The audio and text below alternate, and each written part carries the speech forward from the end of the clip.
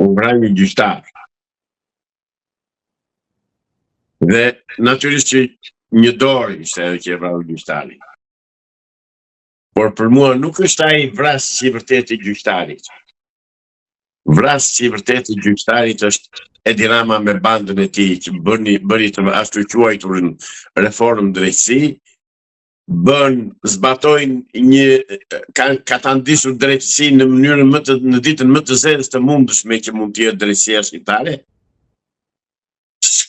Hoqën gjykatat nga disa qytete dhe i zvogluan dhe kanë zvogluar personelin gjyqtar prokuror në maksimumin e mundshëm që mund të zvoglohen.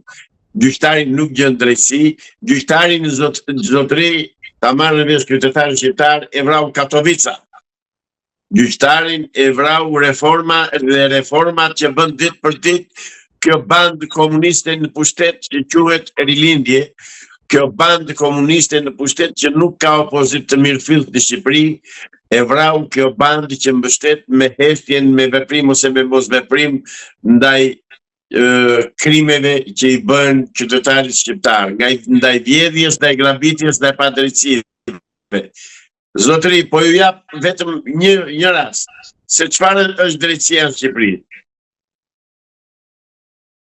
Kam 7 çështje penale në gjykatën e Gjirokastrës, në prokurorin e Gjirokastrës, që janë sulmuar fizikisht 2 herë nga banda kriminalës në progonatët e Pelenës, dhe gjyqtarja e quan çështje civile dhe e pushon çështjen.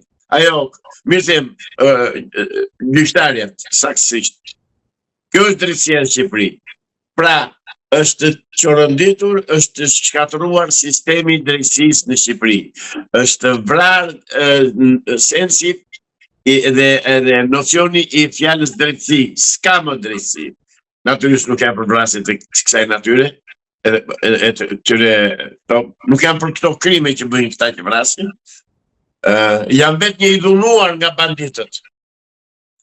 Dhe jam në çështje gjyqësore në Gjirokastër, kam 4 vjet që më sjell vërdall gjykata e Gjirokastrës dhe prokuroria e Gjirokastrës, sepse mbrojnë kriminalët, Sokol Guga, ai me të vëllezërit dhe me djalin e tij dhe me motrën e tij, janë këta që i bëjnë krimet dhe drejtësia hesht.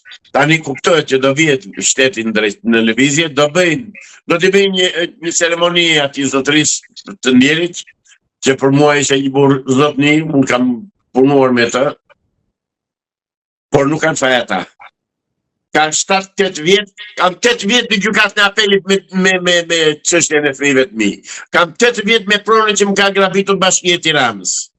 8 vjet dhe ka vënë një çmim qesharak, një çmim për turp të botës në rrugën te ambasadë amerikane, afër ambasadës amerikane, çmimin e trollit e llogarit 400.000 lekë shqiptare. Turp, që është mbi 3 milion lekë shqiptare të çmimi. Kjo është drejtësia, zotëri. Këta po bëjnë gjyqtarët dhe prokurorët. Qytetarit i ka vajtur në majtë hundës, se i kanë marrë pronën. Po unë që bërë atyre në progonatët e Pelenës që erdhen, unë ishan kryet të tyristime si avokat. Ç'punë kishin me mua, dhe drejtësia e Gjirokastrës në moment duhet ishte